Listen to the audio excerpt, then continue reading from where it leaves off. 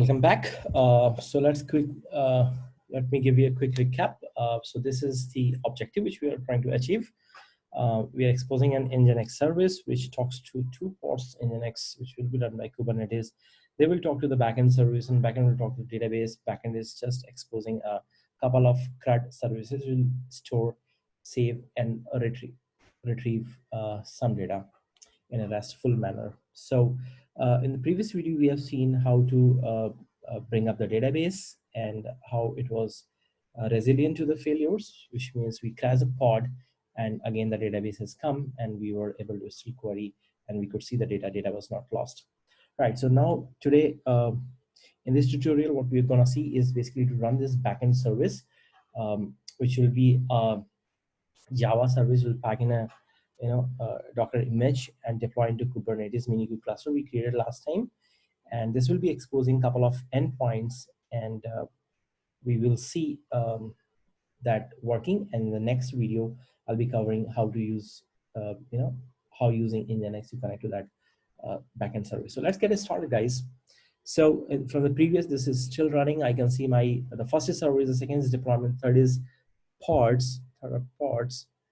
Let me increase the pod a little bit. Probably it may fit over here. Right. So one Postgres service is running, and the Postgres deployment is running, and the Postgres pod is running. Right. So now I need to run the backend service. So basically, you don't have to create any backend service as part of this. This application, I've already included a backend app, which is a very standard, very simple Spring Boot application, which exposes a simple CRUD operations and connects to the database. So basically, if I go to a file, my controller, which is in the source main Java, and the package in the final file name is my controller. This is super simple. Basically, there will be a post mapping somewhere. Yes, post mapping. If I post an employee object, it saves into the database. If I say /all, it retrieves me all the employees. And I just expose one method to basically which gets the IP address where this application is deployed. The intent is that the plan is like, we'll be running into three pods, and when we hit this endpoint, we will see what IP has been printed, and we validate the IP address from our pods. And that's why I just wrote a small, simple Java code to basically get the IP address. Perfect. So that's a standard Java. I'm not gonna cover that. Just one more thing, in the POM file, there is a plugin used for Docker Maven plugin. So if I issue a specific command, I'm gonna share or put in the description the video as well. When we execute that, this will create a Docker image, right, which will deploy into the Kubernetes in the Minikube cluster. So that's pretty much. So let's get it started. Yeah, final thing, source. Important. Source main resources basically contains the application.yaml file, and this gets connected to the database using the service name. Remember, the Postgres service name we have given Postgres-service, which means within the cluster, any application can connect to any application with the service name, and it's kubectl responsibility to resolve it to that service. And IP address is basically not the one IP address I use to connect from outside, because now you are connecting within the service. You need to actually use the actual endpoint which internally service exposes, 5432 in this case, and that's what I've given over here. All right, let's hope that sounds good. So let's go to our system, and let me go to where this is there, and I'm gonna say ambient package docker build. When you say docker build, at that time the plugin gets activated. I'm gonna skip all the test cases, and they should be creating a Docker image.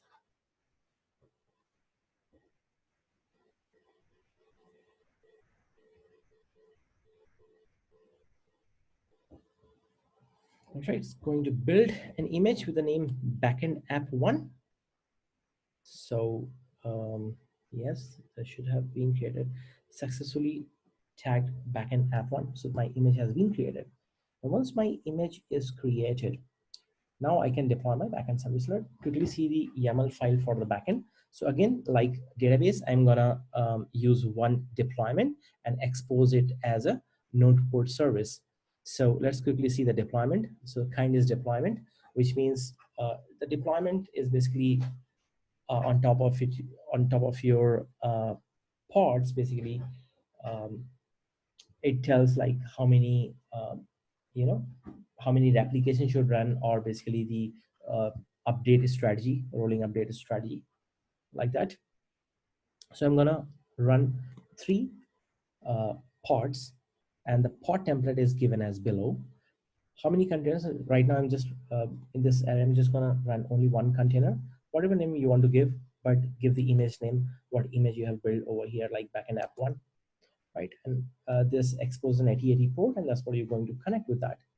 So once this deployment is created, to access from outside, actually you need to expose it as a service, and that's what this guy is going to do it. And we have to separate them by 3 hyphens, or by 3 dashes.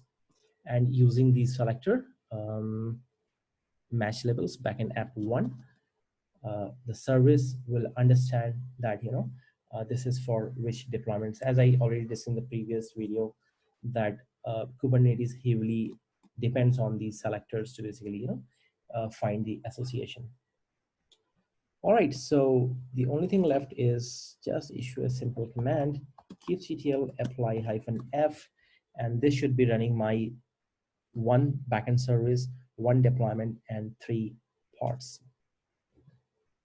Let's wait. All right, I think our pods are coming up. Okay, you want to see the logs, just pick any one of them and kubectl logs -f in the container name.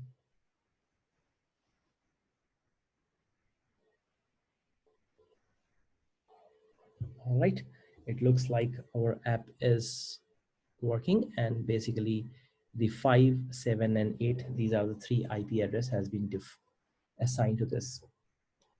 So now the only thing left is basically to test source main Java. Just go to the controller, my controller, and asset like /IP is basically give me the IP address. So before that, I need to check how I can get connected to this service. So this service is backend service, same like last time. I'm gonna say Minikube service instead of Postgres service. This time you give backend service, and IP remains same, the 12, but this time port is 32320, which you can see or validate over here as well. Perfect.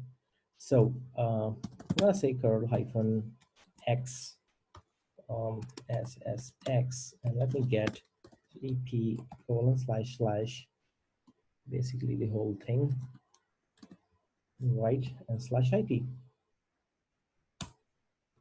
All right, so this is what I got, the IP8, which means the request might have landed into the 3rd pod. And as said, like, okay, let me get rid of this percentage -w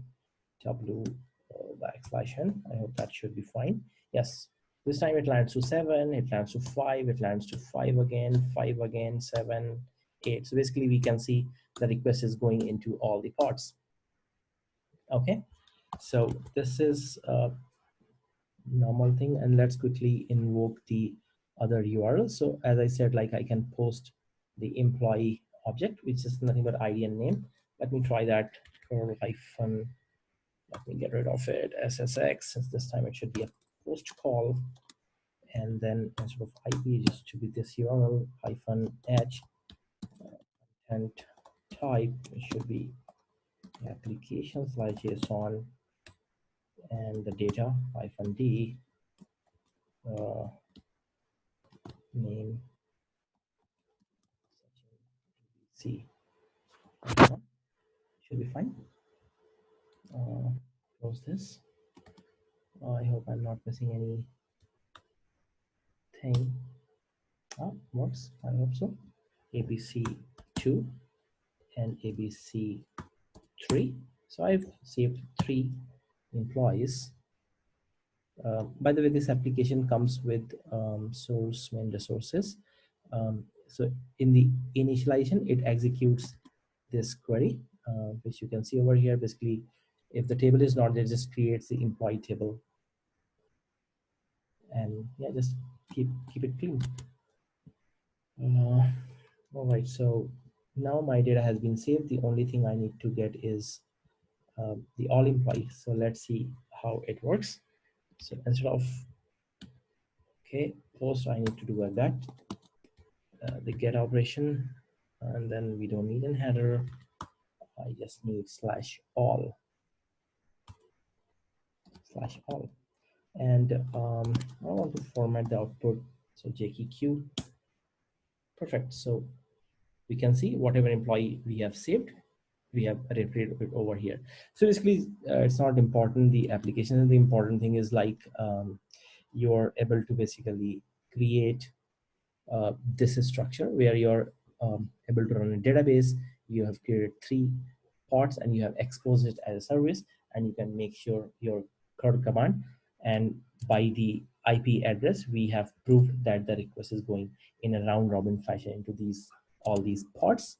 And the final thing is like if you delete some of the containers, delete pod. Okay, let me delete 2 for now, and then it's Kubernetes responsibility to bring them back. So /IP.